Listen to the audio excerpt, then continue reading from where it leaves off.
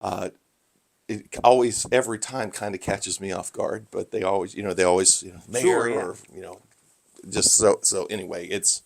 But Joel, former mayor, you know this guy. I'm gonna see him That's down. our I'm they gonna dude. Hey, I know that guy. The one thing I didn't think to put on here, but do you mind if we ask what's next for you at the end? Not at all. Perfect. Do you have something exciting lined up? I've got a few things that are pretty Oh, exciting. cool, right on. Yeah. So this should only take us probably 20, 30 minutes. If we're talking Sure. longer than that, you can tell me to shut up. You know what? Likewise, if like I got plenty of Hey, things. my life's easier. My life is really easier that way. I would ask him though. That's actually because I kind of started recording halfway when you were answering that. Like, what do we call it? Do we call him Mr. May? Stuff like that. That's actually a good. I would come back. You To just that. lead in with that, fade out, and go I into would. the. Well, I mean, I kind of started recording halfway through. I would come back to that though, because that's actually really good.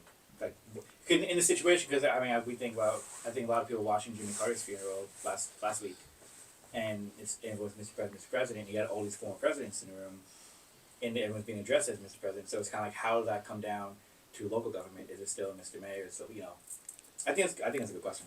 It's probably less of an actual honorific and just more Right. colloquial, I'm sure, And how you right? feel about Just it, people you know? saying, Yeah, it's uh, so I will always have always and will always refer to our former mayor Bob Taylor as Mr. Mayor. sure, and that's, yeah. Simply because it's a position that he was in, and he really dedicated a lot of his life to it. And he did a lot of great things for our community.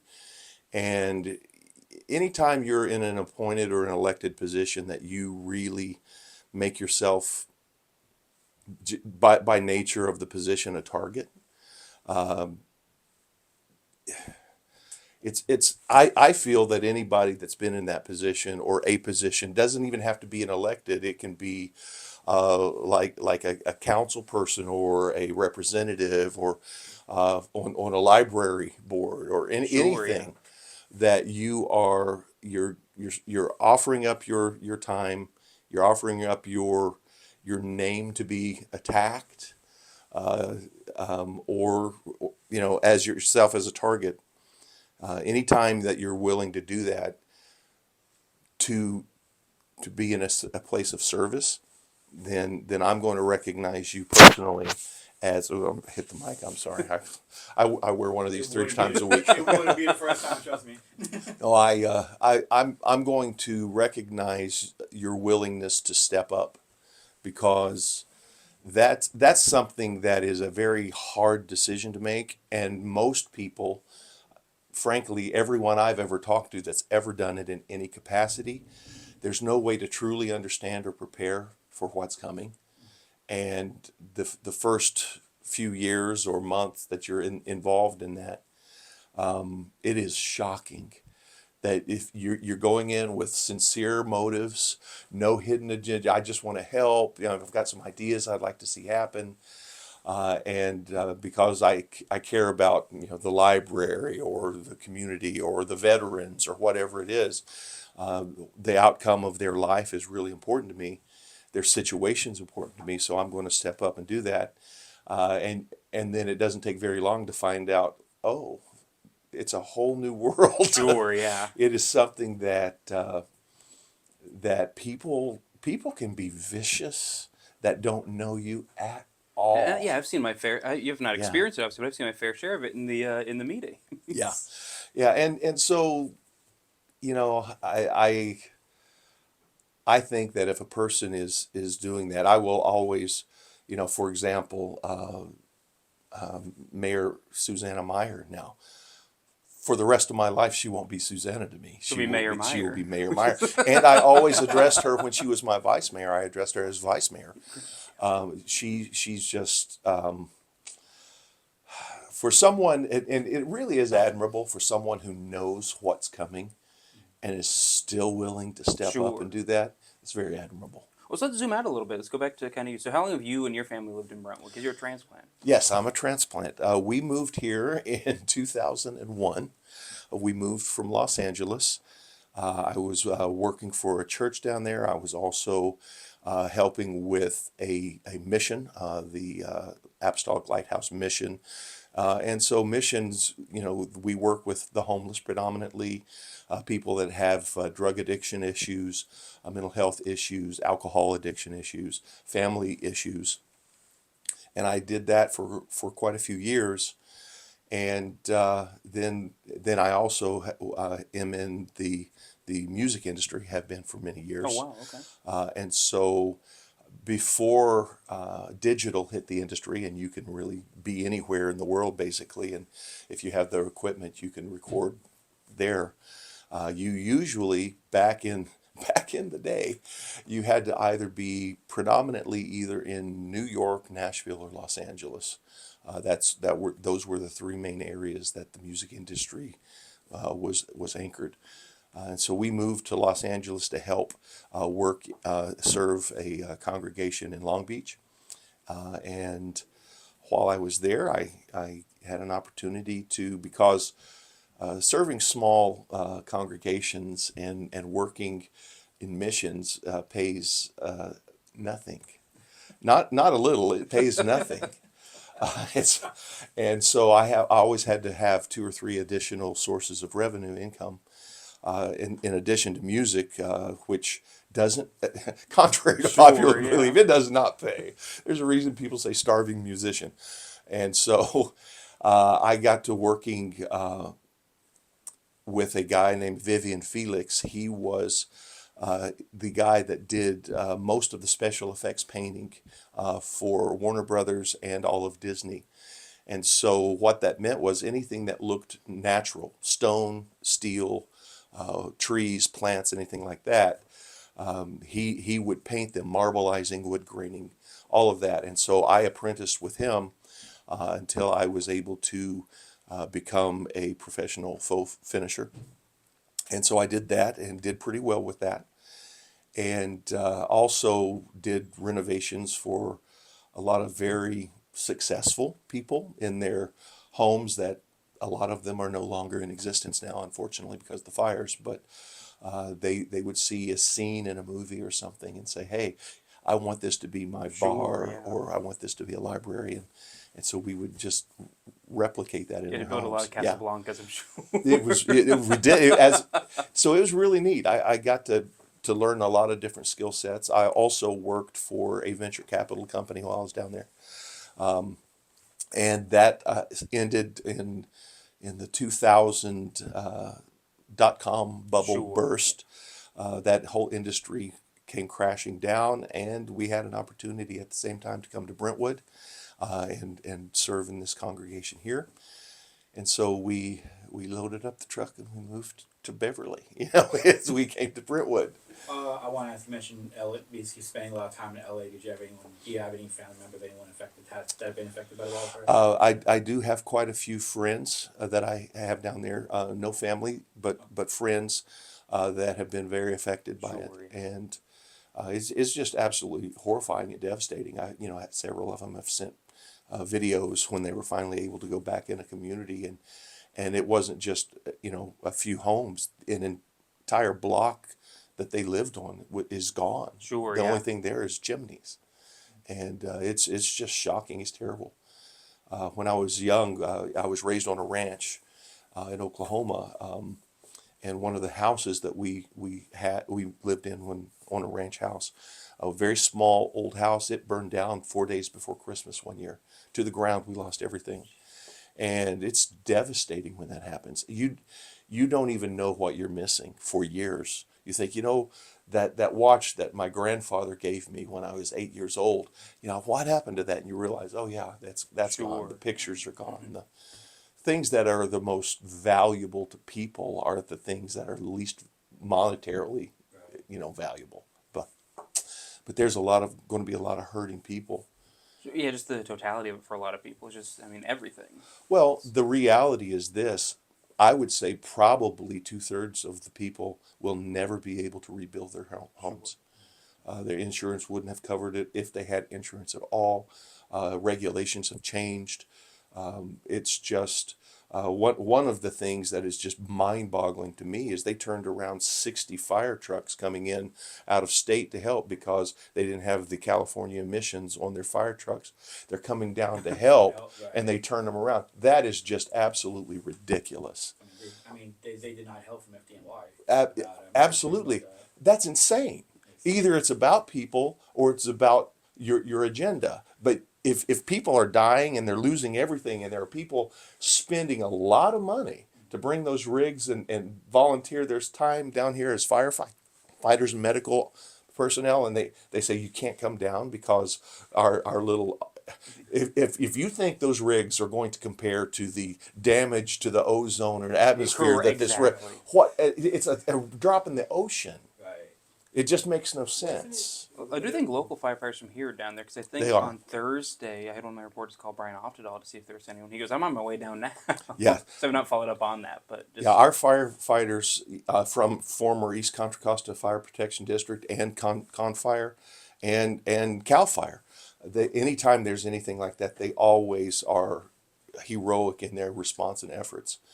And if you've never been in an environment like that, and unfortunately a couple times I've been in environments like that where the world is on fire around you, and when that happens, these guys, these men and women that are going down there that are professional firefighters are quite literally kissing their wives and kids or their significant others for the last time potentially, and going and helping people they don't know at all, putting their lives literally on the line and working harder than anybody could be paid to work to rescue and to answer that call.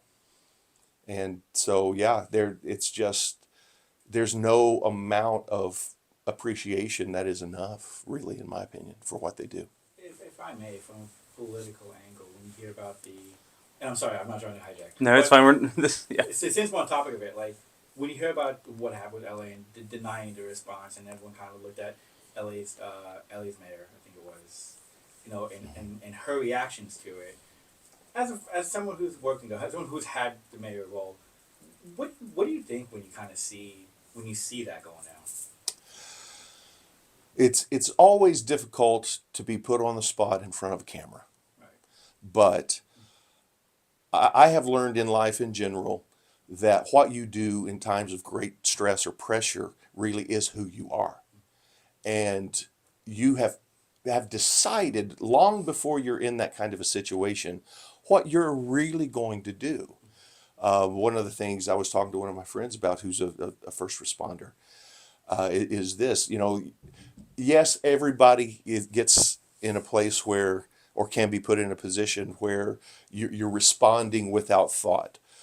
But most of the time, even though it's a high stress situation, you always drop back to the core of who you are, the core of your training. You don't rise to the occasion, you sink to your level of training. That's a fact. And so but you also sink to the level of who you are as a person. Now that could be a fabulous person with a great response, or it could be a very self-centered, selfish person that is motivated by money or political position and influence. And in times of great struggle, strength, opposition, whatever, uh,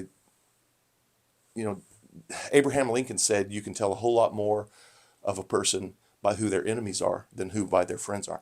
And so by who their friends are. And so in that situation, it's really disheartening that instead of looking out over a situation where the families are being impacted and saying what's best for them, you drop back to what's my agenda.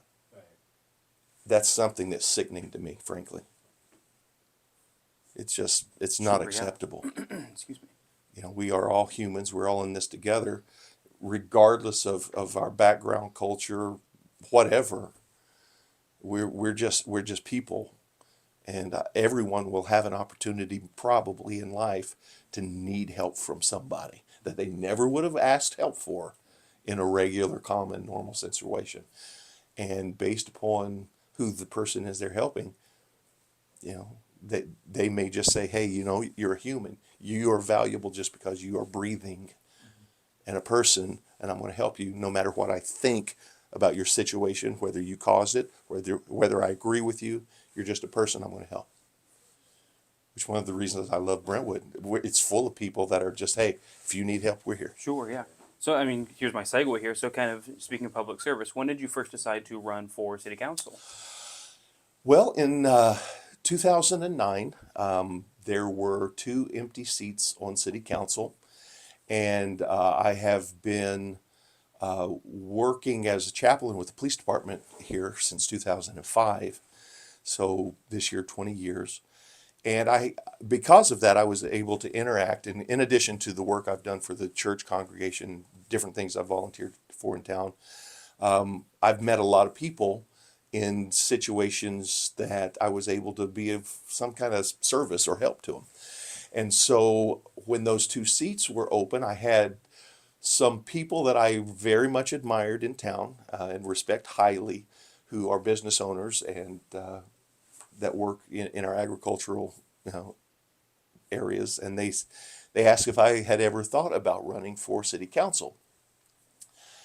And I was really, as a kid, I had the benefit of being raised in an unusual home for the time. My father was Cherokee, and my mother was white. Her family are Jewish. I was raised in Oklahoma in a ranching community. And so that was quite a combination. Both of my parents were they were very interested and very aware of things that were going on in the world for different reasons. My father, as what they call an FPOC, a free person of color in the South. His family were free people of color. My fourth great grandmother, we have her emancipation papers. She was an emancipated, enslaved person that married my Cherokee fourth great grandfather. And so when I was growing up, we always had very interesting conversations in our home about how the country got here, the benefits of being in this nation, and how to improve it, and how in addition to improving the country, how can we affect our world where we are, our community, our society, and being a non-Caucasian in the South, deep South, South Carolina, Florida, Georgia, that my father was raised in. It was a very, very different experience than being raised in Oklahoma, where everybody that I knew was a blend of something, often with Native American being a core component of that. So we moved to South Carolina for work that my dad was doing. And I learned some very interesting things there. When they found out that I was not completely Caucasian, and I know I look just like a Caucasian guy, and there's absolutely nothing wrong with that, because none of us had any choice in who we are. Sure. Right? We're all born who we are. But the society in the early 70s in the South was very, very different than the society that I was raised in Oklahoma. And so I learned a lot of things. And we moved back to Oklahoma and went to school there, graduated there, and then went to college in Mississippi. So I went back to Mississippi to college in Jackson, Mississippi. And it was, I've just had an opportunity in my life to be a lot of different places. And so when I had an opportunity to run for city council here, there were a lot of things that are really, really important to me. Politics isn't one of them. People are important to me. Politics change with the wind. But I wanted this community. I hoped that my kids, as we raised them here, because Brentwood is an amazing place to raise a family. I wanted my kids, if they decided to raise their family here, and thankfully they went away, and they came back, and they live here. And they're going to be raising their families here. I wanted this community to be something that if I have the fortune of having grandkids or great grandkids and they decide to live here, that this is just as wonderful a place to raise a family as it is for me to raise our family here. The community here, just the diversity of it, and the amazing individuals and people that we have here. If you sit down and talk with anyone in this community, you're going to walk away going, I am amazed at who I just talked to, and the depth of who they are as a person. I haven't met anybody here that isn't capable of bringing significant goodness to the community. And I wanted to make sure, if as much as I could, to have a voice in what the future of this community looked like. I wanted certain things I wanted to make sure had as great a chance of happening as possible, and there are some things I wanted to do my best to see if we could never let that happen here. And so I ran for city council, and I won the first time I ran, which there was nobody in town more astonished than I was. It took me a year to learn the acronyms. And I was like, what is LAFCO? What's ECRIFA? I don't know what any of this is. And so I had a really great group of people that were on council that I learned from. And the city staff is absolutely phenomenal. They are just simply the best in their fields. Almost to a person, they could work in any city or any private corporation they wanted to and be elite and get paid a whole lot more. But they've chosen to work for the city of Brentwood. And I'm not exactly sure really how we have been so fortunate to have so many great people, but I'm really thankful, and I really learned a lot from them. So, I ran for city council in 2010. I won, and that was one of the greatest decisions of my life. One of the best things that have happened, and sometimes one of the more difficult. It's had its moments. So it's been fairly continuous since then. You were on the council straight through. I've been on council for 14 years. Yeah. And so to that end, so when did you run for mayor?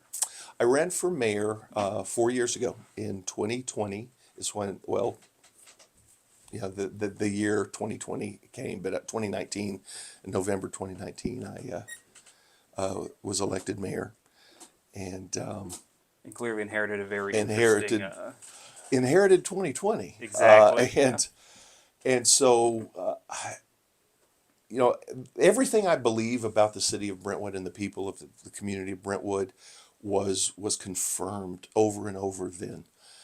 We have people in our community that stepped up when it was truly people were being pressured to let people suffer by themselves alone. Our residents stepped up and said, "Not here, you're not. We're here for you." And so many volunteer organizations. We've got great service organizations, but we have a family that stepped up and started a nonprofit called Brentwood Strong that embraced anyone in any capacity with any need, and the whole community rallied behind them and stood up. And one of the beautiful things about the city of Brentwood is we are predominantly small business owned and supported.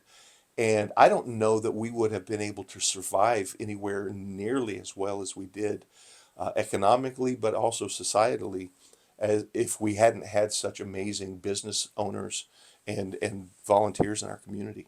So they stepped up.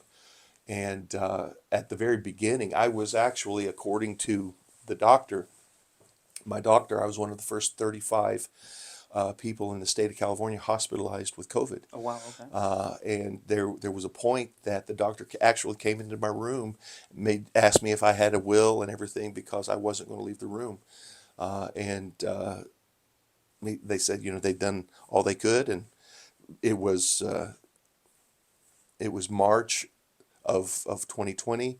I'd gone out to a wedding for one of my nieces in Texas, came back, went home, and for several weeks I was so deathly ill that they took me to the hospital, and so I was there for some time. Um, I believe I was one of the first, according to my doctor, I was one of the first in the Kaiser system that they allowed to have hydrochloroquine administered to.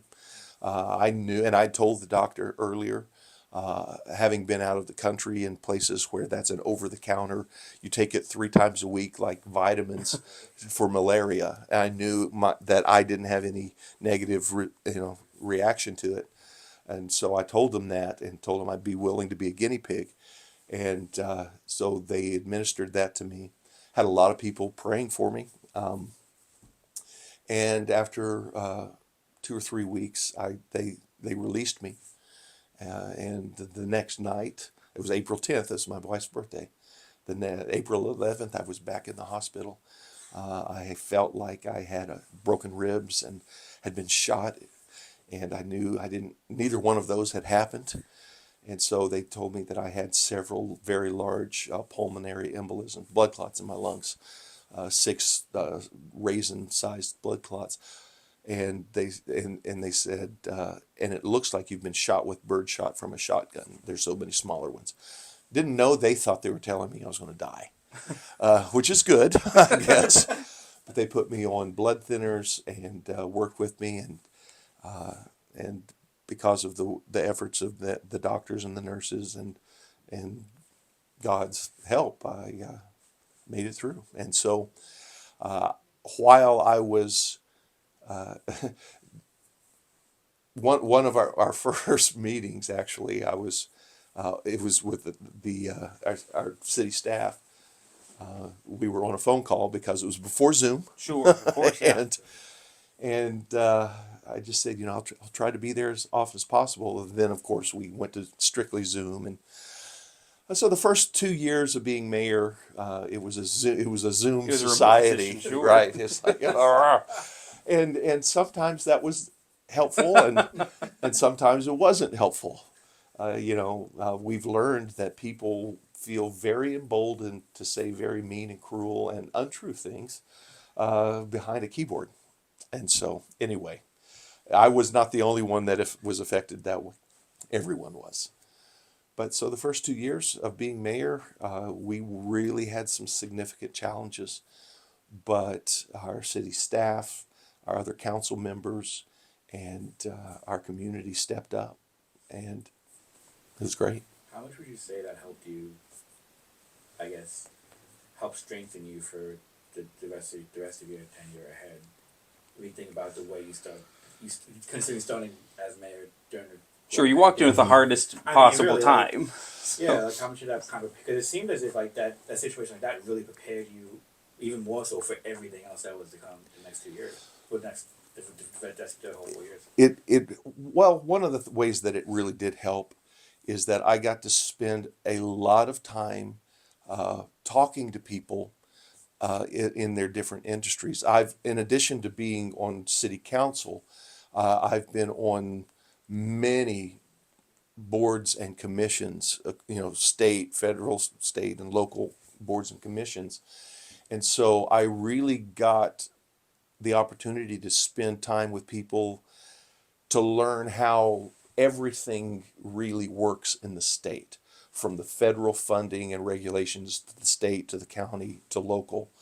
And I got to develop relationships with people that are the decision makers and that can connect me. If we have a certain need in a certain area, I would be able to make a phone call and they would say, hey, you need to connect with these individuals. We would get on a Zoom call or a phone call, and things that would have been much more challenging before COVID.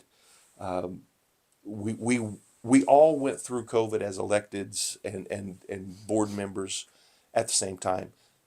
Never happened in the world before. So we were all learning at the same time. We were all learning from each other at the same time.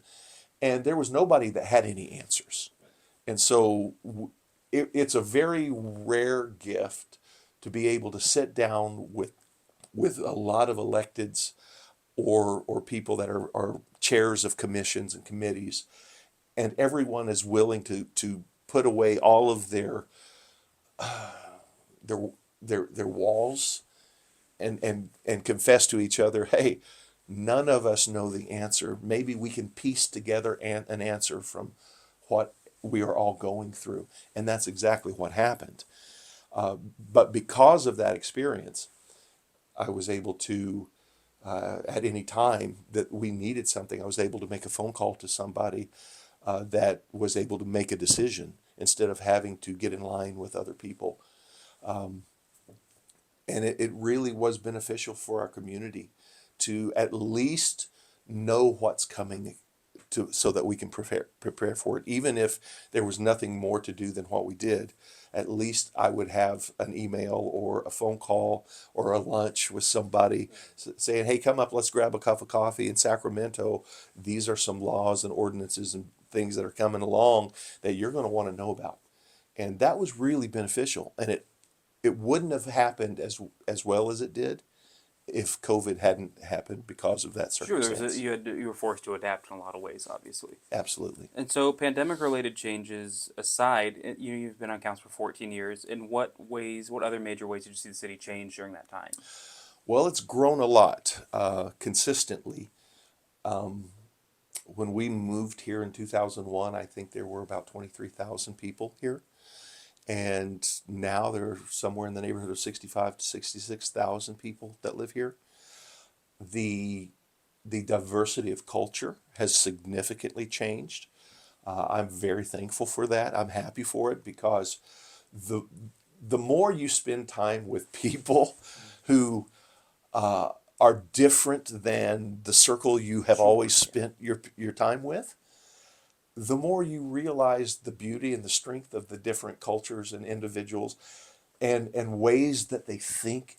People really think differently from different cultures because of necessity. And I've had the opportunity to be in different cultures around the world, and there were three main things that every culture I've ever been in, any nation I've ever been in, the three main things everyone wants, it's universal.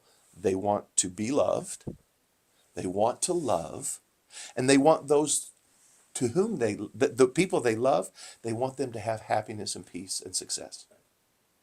Universally. And whatever happiness, peace, and success means in that culture, everyone wants that. So if every human I've ever met wants those three things, let's create an environment that we can all work toward that, and it lifts us up and it doesn't divide us. That is the direction I see Brentwood heading, and I love it.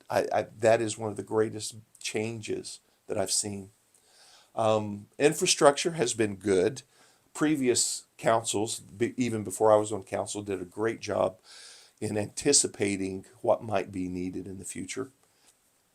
Some of the negatives I've seen are some of the stripping away of local control of decisions. Sure, yeah. That's probably the worst thing I've seen happen, where the city can have something zoned, have spent a lot of money, time, and effort working in the community to get these ideas together. This is what we want our community to be in the future. And now the state can come in and allow unethical developers, and not all developers are unethical, but there are certainly some that really come in and they want to strip the resources, put it in their pockets, and move on. And then the city is left with what we have to deal with. Unfortunately, a lot of the new laws at a state level have stripped away our ability to defend ourselves from some Sure. of I mean, that. just for a more concrete example, I think it was the last meetings of 2024. So one of your last meetings was discussing the Bridlegate project, which had been in gestation for a decade, probably easily. More I than don't that. know. Yeah, I Over don't know off 20 the top of my years, head. yeah. Yeah. And just at the end, you guys are like, well, because of the state law, mandating X, Y, and Z, our hands are kind of tied here. So that has always been, and I've been dealing with that. Well, our councils have been dealing with that for as long as I've been on council, and the laws that are in place truly truly have us at a position where we could not legally. And there are things I can now say. There are things I can now say as a non-elected member of the community that I legally couldn't say. There are still things that I can't say because of closed session and the laws Sure, of with that. course, yeah. But there are some things I can now say that I would love for the community to understand, and that is, first and foremost, there's not a single council person that I've ever met that doesn't want the city of Brentwood and our families and community to always have a small town home feel. None of us like impacted traffic, none at all. We all live here. We don't get any exceptions. We don't get to drive on the sidewalks to avoid American Avenue. We all are stuck in the same traffic. We all are paying the same amount in our bills, as percentage wise. So when we make decisions, we're making decisions that are going to impact us all equally. So not one of us wants a project to come into town or a development to come into town that negatively impacts our community. And so we did absolutely everything we could to minimize that to the greatest degree that we could. And we were at the point, that decision point, where legally, and I didn't just rely on our city legal department, which are phenomenal, but I've got lots of attorney friends, and I've got lots of land use specialist attorney friends who I would call, and they had no reason to tell me anything but the absolute truth, and they did. And they said, listen, understand, any developer, I'm not going to pick on anybody, but any developer that aligns with the regulations and the rules and the laws, and a city council says no anyway, they are going to be allowed to come back. The city will then become an enemy of the court. Sure. That judge is going to look at whoever that is and say, okay, what do you want to do? City, you're paying for all the legal expenses. City, you're going to help make sure that it's fast tracked so they can do it whatever they want, as much as they want. And there's a significant increase in density that they would have been given if they wanted it, up to 30% more.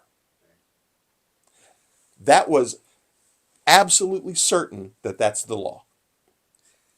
So we had a choice of hold our nose and do Sure, this, or very much risk, and in my opinion, it was a certainty.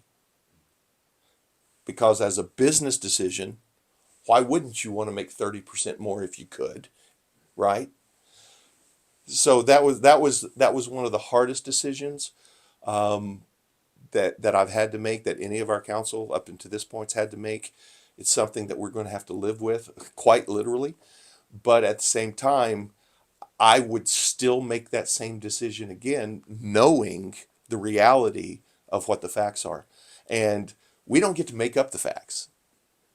I had somebody say, contrary to popular belief, it's not your facts and my facts, it's the facts. Right. And so we don't get to make that up. It's something we have to live with. And it would, my preference, I'll just tell you what my preference would be. Open space. That's my preference. I would love that. That'd be great. Or, and I talked to a developer a few years ago.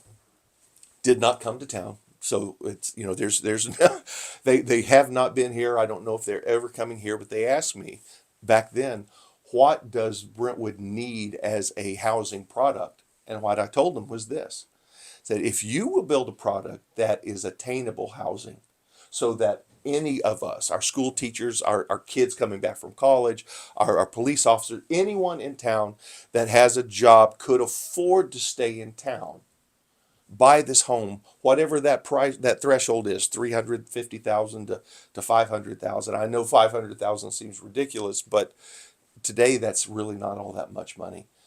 But if you can build a product that you can sell for $350,000, and our families can afford to live there, single home residence or townhome kind of product.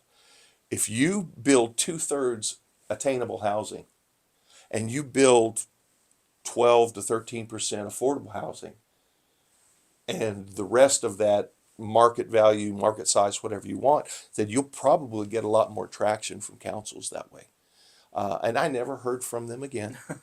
But that was my idea of responsible, smart growth. It's a frustration that Sure, yeah. that But we all deal with. and attainable housing, just not a phrase you hear people talking about. No, But it's a great concept though. and it's doable. But here's the reality of that. In that conversation, this developer said it cost me exactly the same amount of money to build a product that I sell for $350,000 as it does to build a product that I sell for $1 million. He said, to the penny. He said, it's not cheaper. He said, I'm giving up 2/3 of the profit for what? And that is a valid question. Why would I do that? Sure, there's no altruism in business. Right. Why do I give up 2/3 of my profit? And now, because the laws have changed significantly since that conversation, and I don't have to. Right? I don't require your permission if it's zoned this. I can do what I want. I don't even have to ask you. And so that wasn't his attitude back then, but I imagine it might not be too far from that now. So anyway, I'm sorry. I'm giving. No, I'm it's just, perfect. No, it's perfect. That's I feel like exactly. you want to get out of here, get that off the I did. I really just like. It's like, here's my platform. We'll let it out now.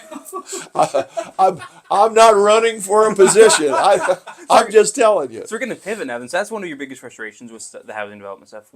In your time on council, what is the accomplishment or a couple accomplishments you're most proud of? There's quite a few. I had a long list of things that I really desperately wanted to see improved, and that's why I ran. I ran on a public safety platform, and that has always been the very foundation of what I wanted. When I first got on city council, our fire district had been decimated, and it was manned by the finest humans that have ever worked in the fire industry. But we had some 40 firefighters providing 200 square miles of service. We had 3 firefighters on to protect our whole city. And we can't do that. They were doing everything they could. The problem was Prop 13. The fire district was back then in the 1977, I believe, is when that was Prop 13 was. It was given to the penny how much you thought it was going to cost for fire. Back then, there were like 11,000 people that lived out here. Sure, yeah. That's not a percentage, that's to the penny. So the amount of money in 1977 that Brentwood was getting for fire is the amount of money they're still getting for fire. It's locked in today. It's locked in. So, city, 5-6 times the size?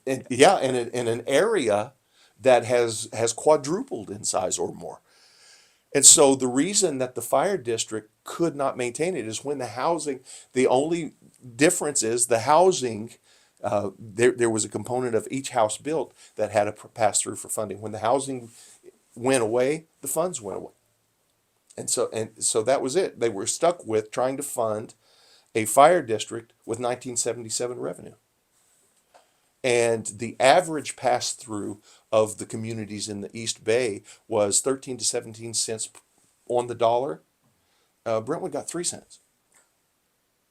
Literally, this fire district out here, and it wasn't Brentwood Fire District, it was East Contra Costa Fire Protection District, but the community, it was impossible to educate them on the fact that we are trying to provide, the 2000s level of service, and we're operating on 1977 budget. So that was a big problem. So I was on the fire board. I was president of the fire board for quite a few years. A lot of the people that were also on the fire board, representatives from the city of Oakley, Discovery Bay, and the county were on there. And we did the very best we could to get all of these, because there were volunteer fire departments that came on, that had been volunteer fire departments. At one point there were 3 different organizations out here providing fire protection services that had, each one had their own set of books, and they were volunteer. And so whoever was keeping those books may or may not have been accountants, way back in, 50 years, 100 years, however long it was. And so when East Contra Costa came together and they had all this mess that they inherited, when it comes down to the bookwork and all this other stuff and the budgets, they got everything aligned as much as they could. And one of the public speakers, Mr. Stephen Smith, came one night and he said, when we were first trying to get the attention of Contra Costa Fire to maybe absorb East Contra Costa into it, he said, we're a very ugly baby on the steps of the fire. Why would they want us? And he made I've never heard it put any better. We're a baby and we're an ugly baby. And it was true. We were not economically feasible to be able to be joined with Con Fire. And then we had an amazing chief. Chief Henderson had retired. Chief Brian Helmick came in. Yeah. And he has a skill set that is just phenomenal of looking and working numbers, looking at numbers and bringing people together. He did such an outstanding job. And so several of the board members as well were able to get together, and eventually July 1st, 2 years ago now, we became consolidated with Confire, and we immediately doubled our fire protection and then tripled it, and they're going to continue to do that. And so one of the main reasons I got on was to try to figure out something with the fire protection, and I'm thankful that we were able to get that accomplished. I will say something else. Anytime I hear an elected person, and I haven't heard it here on Brentwood City Council, but anytime I hear an elected person say I want to remind everyone that there's no way that one person can make that decision. It at least takes the majority of a body of voters on council. So I had somebody recently say, well, you need to get up and tell them, I did this and I did that. And well, the fact is, I am a part of a we that did it. I'm thankful that I was able to be a part of that, but I didn't accomplish anything by myself. I can't. When you hear that, it's do you feel it's more you don't need to prove anything because the results speak for itself in that sense? Yeah, So no. Here's the reality of it. You can do far more as with a group of people that are working together than any one individual can. And one person might be the spark of an idea, but it's very rare that one person can carry that idea through to fruition on a citywide, statewide, national thing. It takes a lot of people doing a lot of hard work and making a lot of sacrifices to get stuff done. And if you are able to get a group of people with a similar vision together, and you're all willing to not care who gets the credit as long as the right thing is accomplished, you can do anything. And that's something that really is the core of who I want to be and who I am. I didn't get the fire done, but I get to be a part of the team that got it done. And another thing that really was important to me was our own dispatch, police dispatch. I often, and I thankfully I get to do it a lot more now that I have some free time that I didn't have before. but I spend a lot of time riding with our police officers as a chaplain. And there were times in the past before we had our own dispatch that we would be on a call or an officer would pull over a vehicle for whatever reason and try to call dispatch. And Antioch at the time, and their dispatchers are amazing, but there's only so many answers they can give, when you've got a flood of calls coming in. And so our officers would sometimes wait for more than a minute or two to get a response on the radio from dispatch. That is so dangerous. Fortunately, most of the time it didn't end up dangerous as a result, but you don't know who you've pulled over. And if you can't find out who you've pulled over, and it's taken more than a minute or two, that's a very long minute that you are setting as a vulnerable person. And so we were able to get our own police dispatch, and it cut our response times down significantly. But it also elevated our customer service as a police department and as a city tremendously. And so, people call 911 for all kinds of reasons. Well, we've got some of the finest dispatchers that do the job. And the way the City of Brentwood Police Department and the city police, we are community police organization. So if you've got a cat up a tree, we're going to respond to that. If you've got your 8-year-old has, or your 5-year-old, okay, I'll give a real example. Your 3-year-old You got your 3-year-old in the street. stuck their head between the banister things, and then you call 911 and fire is not available because they're on a call. You're going to have a police officer show up and at least hold that kid's hand until we can get. So Brentwood's going to respond, and they're going to respond quickly. Now, because we have our own dispatch, we can do that. Another thing that really was important, I got to be part of the decision-making process working with a company called Sonic. So Brentwood now has gigabit fiber optic connectivity.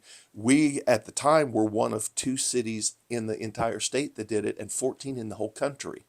So if you have a need for a business to come to town, tech, medical, whatever it is, that you need to move vast amounts of information quickly, you can move it as quickly from here as you can from Lawrence Livermore Lab.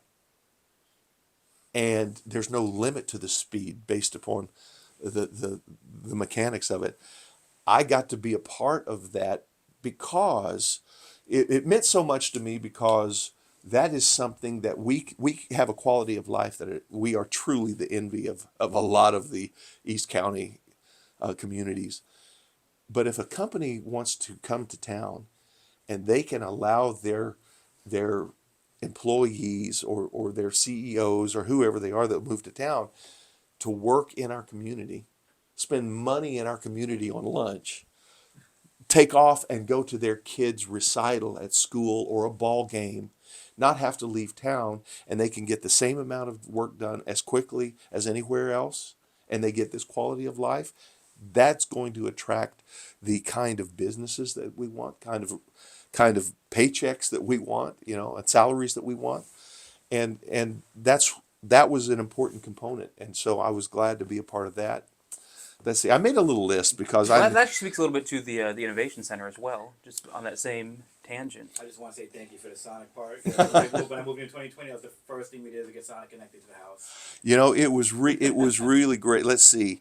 A Habitat Conservancy. That's another. I was chair of that a few times. The City of Brentwood is a member of the Habitat Conservancy. I was able to help save 175,000 acres of land in Contra Costa County. It will never be built on. It will always be open space. That's something that was important to me. In Brentwood, I was able to help protect 750 acres of farmland perpetually. It will never be built on. It will always be farmland because of agricultural mitigation funds. Let's see here. Got to partner with Supervisor Burgess in her efforts to bring ag improvements to some of the things that are going on out here regulation wise. We got to fix those regulations so that our agricultural families can do what they would like to do, and incorporate some of the new technologies and methodologies to make more money. Having them successful is what we want, and have them do that. Also, we're going to be able to get a future youth center facility here, that I've been able to help support Supervisor Burgess with. Costco. Yes. Yay! Yeah, that's a big Costco. So the first week I got on council, I started calling Costco and Sam's Club because one of the first council meeting that I was at, they were considering, Walmart was wanting to put a super Walmart here where Scortino Ranch housing was. At the time, there was no housing there. And the community spoke loud and clear.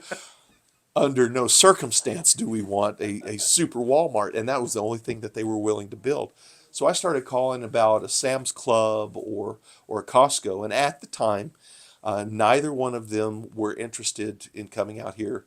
The rooftop count, just every reason they gave me, and so Mayor Taylor at the time continued to call. I continued to call, and when I became mayor, one of the first things during COVID, we started with our city staff started inviting, and they said yes.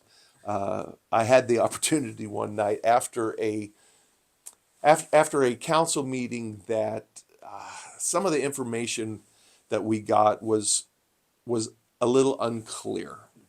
And so a vote was taken that some of the council expressed later that they didn't realize that vote was going to potentially affect the decision of Costco. We had an opportunity to go back and fix it later as a council. But I got a phone call at 5 o'clock in the morning the next day from the head of Costco saying, "Do you want Costco in Brentwood or not?" And I said, yes, we do. Let me make some phone calls. And I got in touch with our staff, and staff was able to work it through. Council was able to be made aware of the unanticipated consequences of a decision. And we were able to adjust that. And now it is anticipated that a little over $1 million a year will be coming into the general fund from Costco. I don't make decisions rashly. One of the benefits I've had of not making rash decisions was there aren't a whole lot of decisions that I would have changed in the 14 years I've been on council, because I don't make rash decisions. That's just part of my nature. So before I invited Costco originally, I went to Tracy. And I asked all of the businesses that were similar to businesses that we had in town, what Costco's effect had been on them. Small businesses, not necessarily chains. And without exception, they answered something that I expected not to. I expected them to say it was terrible. They took business away from us. It's the worst decision. And they said just the opposite. They said that we get more business because of Costco and the traffic that it generates than we ever did before. And one of the companies, I will just tell you the name of it, is America's Tire. I went and talked to America's Tire because Costco's got a great big tire department. And that guy, the manager, I don't know if he was the owner or the manager at the time, he said, "Listen, I was against it totally." He said, "But more than 2/3 of my business now comes from Costco." Really? He said, they can't match our service. They can't match our prices. He said there are some things that they can have special on. He said, but overall, when people go there and they come here, they do business here. He said, please don't mess with Costco.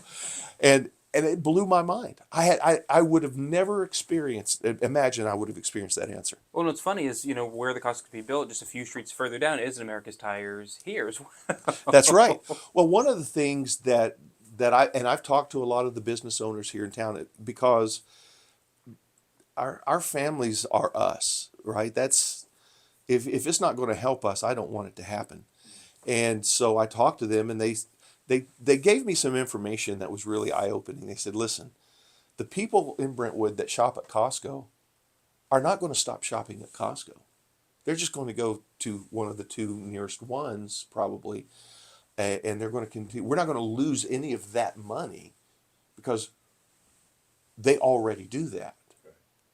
So if we get to keep that money in town, we also business owners shop at Costco. Sure. We buy in bulk. And so it's going to save us time and money, but all of that also stays in the community. Every single dollar that is spent in a local store stays in this budget, the local budget, the local economy. And the more we do that, the better our families are going to be, the better our city's going to be as far as tax revenue to be able to maintain our roads, our infrastructure, all the stuff that we need. It's something that just benefits everybody. So, I know it's not an advertisement or anything, but we need to shop local as often as we can. And you would be astonished at the willingness of a local business to go above and beyond to accommodate your needs to get your business because it helps us. I feel like having something like Costco could definitely place a bigger spotlight on local businesses as you go on and think about it. Oh, absolutely. I mean, Costco, like, we all shop at we all shop at Costco Sure. time during the month or whatever, right? But there's some things like I need to go to a Safeway, I need to go to a local shop to pick up. Well, sometimes they don't need a whole pallet of paper towels. Right. Right. I mean, to be honest, though. That's right. But I mean, we need, so I think it's definitely convenience, but it's not going to like Safeway is not gonna close because Costco opened. Right, I think Joel already Right. said it. People that shop at Costco are already doing that just outside the community. It's retaining that revenue. Absolutely. I'm not trying to do my- Oh, I forgot the library. I don't know how I forgot that. Yeah. That was, I was on the very first library committee. And so the entire time, and we had such an amazing person that worked for the city. Her name's Gail Leach. Did you ever get to meet Gail? She was just an amazing, amazing person. She headed up that library committee as one of the many things she did. She passed away, I think it's been 4 years ago now. But she was just a phenomenal human. And so I got to be on that committee with her and others. And at the time, our city manager, Gus Vina, who, he did an outstanding job when he was here. We were all able to work together and find the budget in the city budget to fund the local library. And it was very much fun to work with the representatives of the local Friends of the Library. But it was, I believe, $13 or $14 million we were able to come up with and build our library, and it's fantastic. And what a major difference. Remember when it was a small library, then it was in the community center for a while. It's kind of bounced around quite a bit. Now it's that nice, big, permanent, a nice looking building. It is, and we provide more hours than I believe any other East County library. And our family. Somebody told me when we first started the process that we were wasting money and time, and they were against it. And everybody has a right to their opinion. They have a right to be wrong. But they said, we don't use books anymore. Nobody's ever going to use. I was like, you don't spend much time in a library, because I've never been in one that wasn't bustling with activity and a center for things that the community could participate in. And our library is a core element of who Brentwood is. Well, and a number of resources, that go beyond just books. Our library is not just books and DVDs. You can go. I mean, I proselytize with the library all the time to other people. Sure. But you can use your library card to go to museums for free in San Francisco once a year and stuff like that. It's the number of resources is insane. You can learn Spanish Exactly, for free it's what Rosetta at the Stone or something. library. Yeah, it's the online. It's not Duolingo, something that's an actual meaty It, course. An actual right. It is an actual course. It's phenomenal. One thing people forget sometimes, especially now with technology taking over, is the fact that libraries are such a staple of communities, no matter what city you're in. Even in New York, like the public library in New York is like a massive staple of our city. I've never heard of it. New York has a public library. Believe it or not. Wow, it almost looks like two lions on the kind of like Liberty High School. There is like, Oh man. there's nothing quite like whole. I'm an voracious avid reader. Sure, same. But my Kindle doesn't get much use. I thought I would use it all the time, but I prefer holding I a like the book. tactile feeling. I yeah. like the smell of the book. I like and if I can find old books, oh man, just let it rain, give me a cup of coffee, and put me in a corner somewhere. It's like, oh yes. It's a few years ago I came across a set of books at a garage sale, yard sale here in town, and they'd been written in the 20s and 30s, and it was just a compilation of a bunch of small stories. And I was reading one of them, and it was about Brentwood. And it was about the Rio Vista Bridge, and it was and it had been written in the 1920s about this community. And it wasn't a long story. It might have been 200 pages or so, but I was astonished because it was describing Oak Street and Maple Street and the farms and the almond orchards and the walnut orchards at the time, and then how the guy at the bridge had fallen asleep, and there was a boat trying to get his attention, and he had fallen asleep in the bridge over there. And I thought, who would have ever thought that in this random compilation of stories that I picked up at a garage sale, that there's this story about Brentwood when the population was 1,100. It was amazing. Anyway. That's actually really cool. And so I think we've circled it a little bit already with some of the pontificate we've been doing, but what advice would you have for incoming Mayor Susanna Meyer? Well, she has got a lot of experience already on council. And she is such a caring person. Her vocation. I will tell you this, and anyone on council will very much agree. People assume that if you're on city council, you make a lot of money.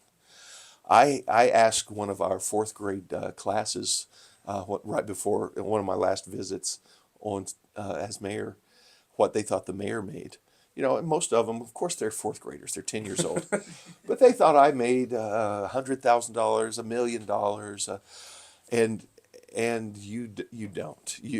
The amount of reading involved, the amount of time involved, realistically, without exaggeration, anywhere from 30 to 50 hours a week, and you're making $1,100 a month, and most of that is going, if not all of it, going to pay your medical with the city.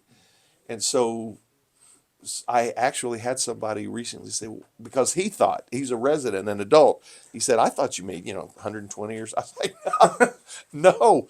He said, what are you going to do now that you've retired? I was like, well, I still work a full-time job. And he said, did you always? I said, yes. We work full-time jobs unless you're retired, or you. I think that's something a lot of people, because I didn't know that, honestly, till recently when I was just talking to everyone.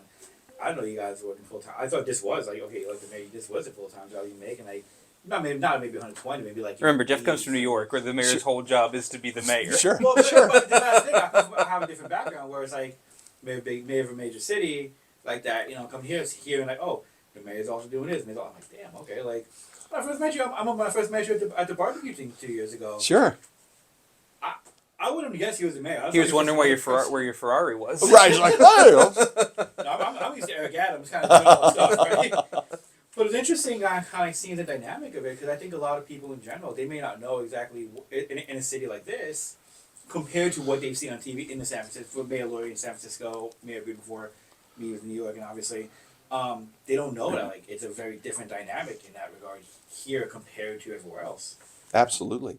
You're going to be standing in line downtown at a store, at an event. You're going to be standing in line with people that know you, know your face, have access to you, can pat you on the back or punch you in the nose.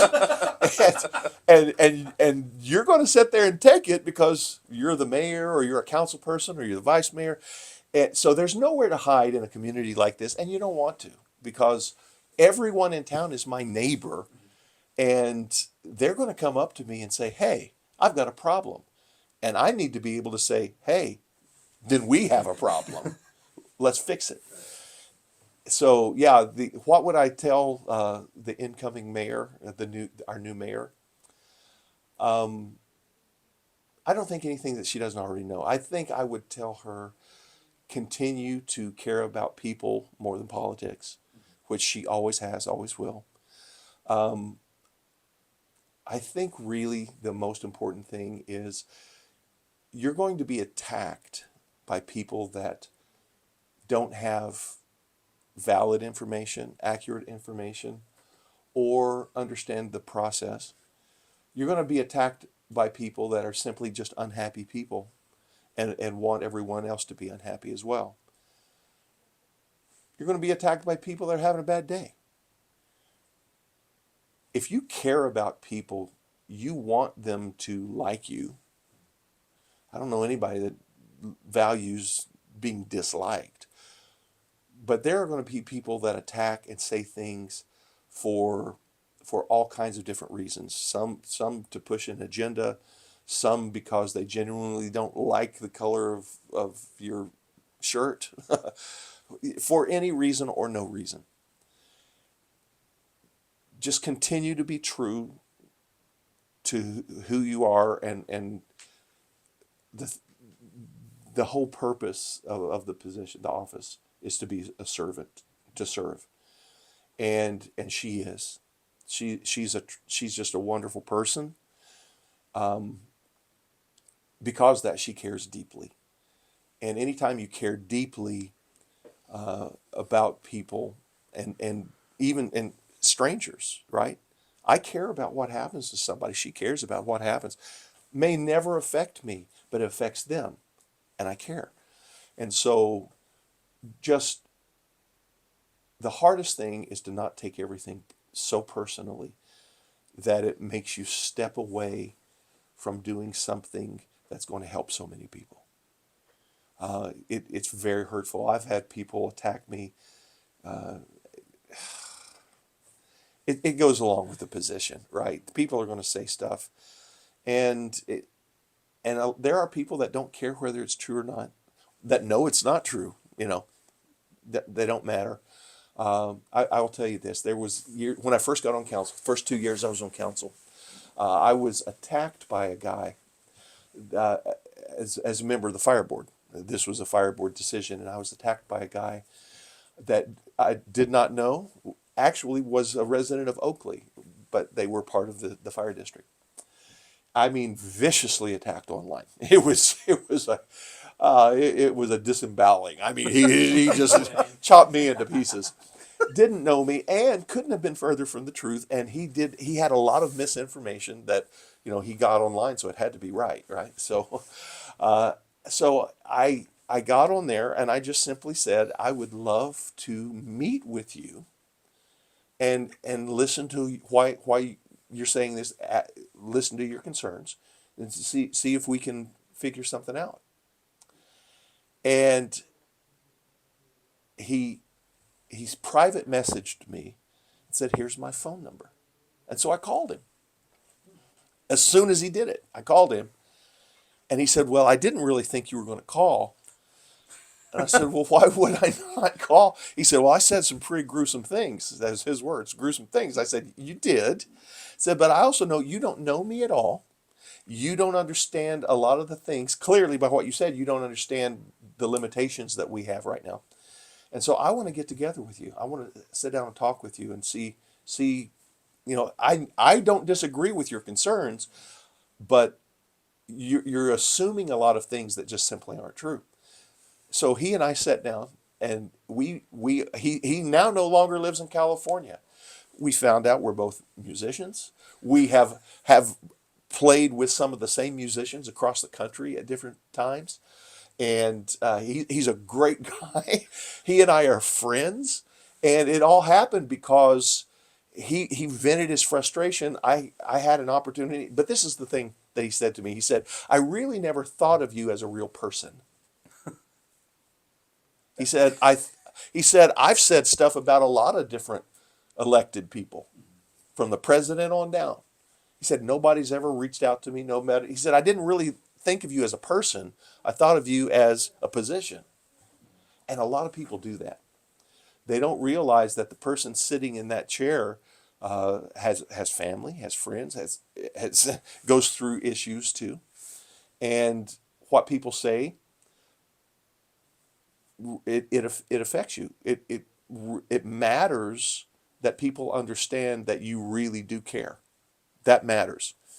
And she's going to be in a position, and having been in all of the positions, I've been a council person, I've been vice mayor, I have been mayor. There are differences to each one, but being mayor, you are chief target, and she's going to have situations that are going to be very uncomfortable for her. She has always responded with grace and professionalism, and she will always do so. There's no doubt in my mind. I guess my main advice to her is just continue being who you are. And when people say very hurtful things, just understand that people that are hurting say hurtful things. And don't take it personally. Try to be part of the solution. That's pretty. It seems to be the only thing that really works. No, that's perfect. Cool. Thanks, Joel. Can't thank you enough for your time. I want to leave it with one last question. So, what's next for Joel Bryant, regular resident? Regular resident. Brentwood resident, Joel So, Bryant. well, I'm going to continue, to be a chaplain with the police department. I'm going to be volunteering a lot more.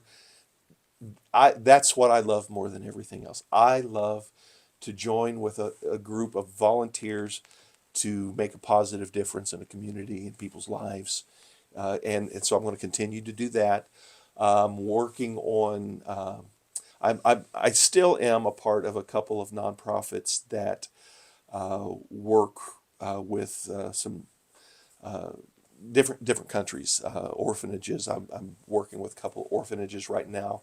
I'll be traveling quite a bit out of the country now because I have been limited to the international travel I could make because of being on council to participate. There's one as a pilot. I have opportunities to go to other countries and be a part of a crew that takes medical supplies out into villages and things like that. I'm looking forward to doing stuff like that. And spending more time with my family. That's for me. There's nothing more important than family. And spending time with some of my friends in the community, just being able to hang out and tell them what I really think about some of the decisions that this council is making. Yeah, no, this council is going to do an outstanding job. I have no doubt. And so I'm just going to be spending a lot of time around town, and I fly planes, ride motorcycles, go hunting, fishing. I'm just going to be able to do a little bit more of that. Perfect. That sounds great. Seeking thrills other than political ones. I like it. Absolutely, absolutely. All right, Joel. Perfect. Thanks for your time. Anything else you want to tell people? No, that's kind of it. It really. I will say this. It has been one of the greatest privileges of my life to serve this community on city council. Brentwood is full of the finest people I've ever been around, and I have made many lifelong friends because of it, and I'm just thankful for the opportunity. It was fantastic, almost all the time.